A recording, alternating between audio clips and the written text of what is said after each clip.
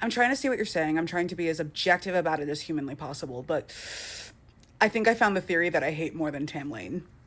For all of my issues with Tamlane as a ship, and they are numerous and I can go on about them for a long time, there is a Tamlane shipper in my offline book club. I forever live in the trenches every single day of my life. But for all of my objections to this ship, which I hate so much, it at least acknowledges Elain's present reality.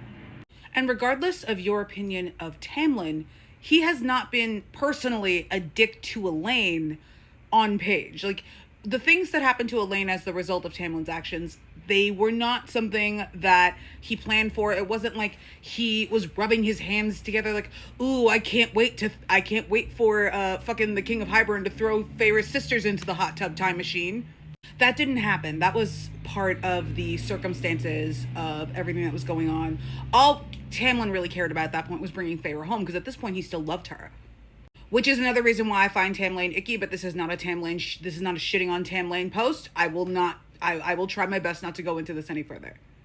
These two guys haven't been dicks to Elain either. Like, they haven't abandoned her. Or at least they haven't, like, abandoned her yet. Like, we have no idea what books 6 and 7 are going to hold. Greyson has canonically spurned her in public, embarrassed her, completely disparaged this, like, her race, like, which is part of her being now. As much as she didn't want to be Fae, as much as she wasn't born Fae, that's her reality now. And Greyson was just shitting all over it. Greyson proved just entirely, like, completely and thoroughly, that he cannot accept Elain for who she is. He has to accept Elain for, like, the idea of her. So if there is anyone giving up their immortal life to be with an ex, it better the fuck not be Elain. And I would actually argue that Elain doing so would undercut, like, the quote girl power image of the ACOTAR books. Like, it would just completely fly in the face of the quote moral of the story. Whether, in fact, you actually think that ACOTAR is embodying the spirit of the empowerment of its female characters, that is another conversation for another day. I think it is really a case-by-case basis. But if Elain goes back to Greyson, it is truly open season on that theme, and nothing means anything anymore. I think if anyone is giving up their immortal life, this has been my theory for a long time now. I'm going to stick with it now that we have release dates for the next 2 books on the horizon. I think it would be Lucien. I think that Lucien essentially removing himself from the equation romantically for Elain and politically for Rhysand and the Night Court and Prythian as a whole, I think that it would actually throw a lot more conflict into the main intrigue, like the non-ship war part of ACOTAR. It would be some work to execute this well, but I feel like Lucien essentially being like, I'm not playing this game, I am literally removing myself from the equation, it would be a better version of what Game of Thrones was trying to do with Jon Snow. I also truly cannot emphasize enough that if Elain does in fact want to break her bond with Lucien, I think it has to be mutual. Because I think if she's like pulling back from Lucien and Lucien actually does want to try with her, or they try mutually and it fails and then they try to break the bond because of that, I don't think it can be one-sided, because I think if Elain's going to be the main character of the next book, the next couple of books or whatever, I think that in order for her to remain likable, because she is a very controversial character, I don't understand how, as her personal attorney, I think that that's bullshit.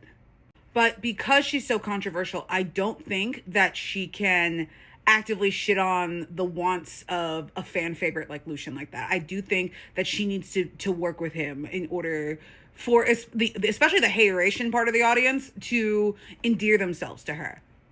I had a point about Game of Thrones. I'm so sorry. Jon Snow was doing this whole thing about like, oh, like, I don't want it. I don't want to be involved in all of this shit.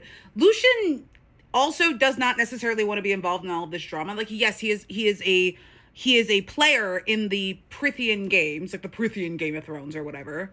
But he's not an heir to anything. He is always operating as the 7th son, estranged son of a High Lord Father who hates him. And I don't think that he dislikes his position. I think he dislikes that his brothers tried to kill him and that they killed his girlfriend and all that stuff. But I don't think that he resents being a 7th son. Like, no one has ever said anything about that. I don't even think Lucien has ever said anything about that. It would be kind of like Jon Snow, where like Jon Snow, like he was mad about how Catelyn was treating him. He was mad about his position as a bastard in society as a whole, but I don't think he was mad about being presented as Ned Stark's son. Especially once he found out who he really was in the show, which hopefully the books handle that a little better. But I think once it's revealed that Helion is Lucian's father, Lucian becomes a player, like a player, like a Robb Stark type player instead of like a Catelyn Stark type player. He becomes a guy who is, you know, ascendant to power and not adjacent to it. And I think it would be really interesting if everybody is pinning their hopes and dreams politically on him, and he's just like, no, fuck you. Like I got a girl to see about. I'm not playing your fucking games. Dive into the hot tub time machine of the cauldron. Go and make a million babies with Vasa. And it wouldn't be an unhappy ending for him at all. If anything, it would be he's making a decision. Like, if anything, Lucian is also a character who has not gotten choices, which is why he and Elain parallel so well. I don't think that they would get together very well. I don't think that I want them to be endgame. I would read a book within a Lucian endgame, but I don't think that they are endgame. But I think Lucian stepping into that hot tub time machine would be one of the first times on page that we see Lucian being a player for himself and not just a pawn for another High Lord to use. This Elain video ended up absolutely being a lot more about Lucian and Game of Thrones, oddly, but I just want to, like, I disagree. Like, I don't think that Elain should be getting back with Greyson or giving up her immortality to do so.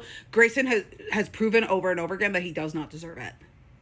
It would undercut ACOTAR as a whole thematically. And also, as her personal attorney, hell the fuck no. Get this man away from her.